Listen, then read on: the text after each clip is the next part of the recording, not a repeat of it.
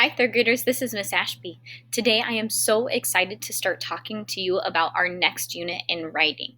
So, as writers, we are going to begin to be thinking about beautiful language.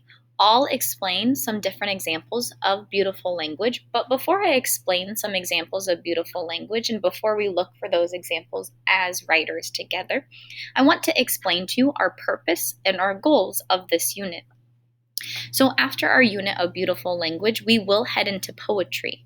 We need to remember as writers that the words we use create an image in our reader's mind. We need to use words that make our writing more powerful and enjoyable by the reader. So, our goals of the unit. During our beautiful language unit, your goal is to notice the language other authors use in their writing. Your second goal is to begin to use some of that beautiful language in your own writing. Here are the big questions that you will ask yourself every single time that you take a look at another author's text, or as you go out and do your own beautiful language writing on your own. So you will think, how do authors, other authors, and then you as an author as well, use language in powerful ways to craft or create their text? The second thing that you will think about is, how do writers use words, punctuation, sentence structure, the way that their sentence is set up, illustrations, and other pieces to make this writing compelling to the reader. So your big goal is to think about, how do other authors use language and words to create an image in their reader's mind, and then how can you use words to create an image in your reader's mind when you go out to create your own pieces of writing. So today, as a writer, you will be listening to a text on Epic called Owl Moon. As you listen to this text on Epic, you will be looking for some different examples of beautiful language. Here are some different examples of beautiful language that you could possibly hear as you listen to that text Owl Moon on Epic. So you might start to think about how authors use different senses to describe things. So you might be thinking, is the author using any taste details? So are they describing things that they might be tasting, such as sweet, sour, bitter, bland, spicy? Are they using things that they see? Are they saying colors? Are they describing shape? Are they describing size? Are they saying dirty, worn, strange, wrinkled? Think about things that the author might be hearing. Are they hearing loud noises, silent, quiet, new noises? You might be thinking about what the author is feeling. So not like feeling on the inside, but actually feeling, maybe with their hands even, or maybe feeling something that's like snow falling down on them. Maybe they feel the cold breeze of the night. Maybe they feel something wet, something hard, something rough, something smooth.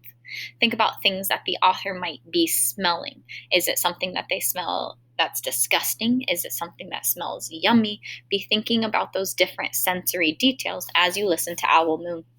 You might also think about some different adjectives too. So adjectives describe a noun. Ways that you can describe a noun can be by taste, smell, feel, sound, size, or you might even use some of these different adjectives such as exciting, hilarious, fast, slow, scary, or beautiful. So be thinking about these different options as you listen to Owl Moon. You might also hear the author use some different types of figurative language.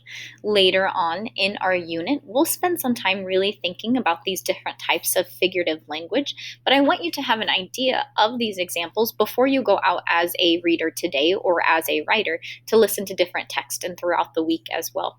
So you might hear some alliterations. An alliteration is when a word is repeated, that initial sound is repeated throughout the text. So something like happy, Harry.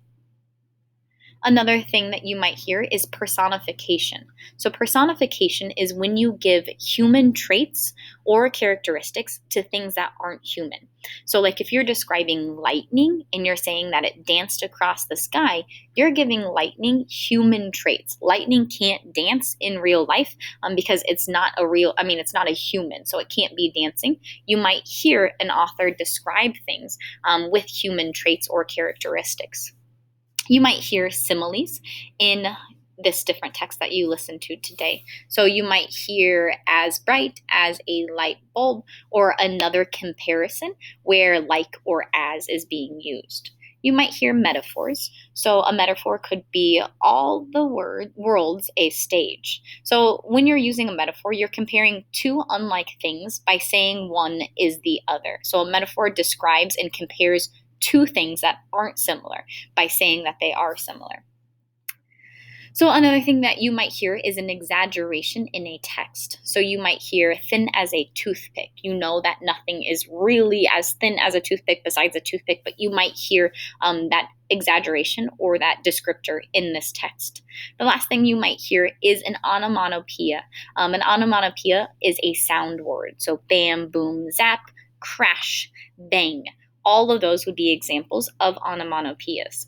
So today, your only goal as a writer is to listen to Owl Moon and listen for different examples of beautiful language. As you're listening, be thinking, how is the author creating an image for me in my head? How is the author helping me visualize different parts of the text?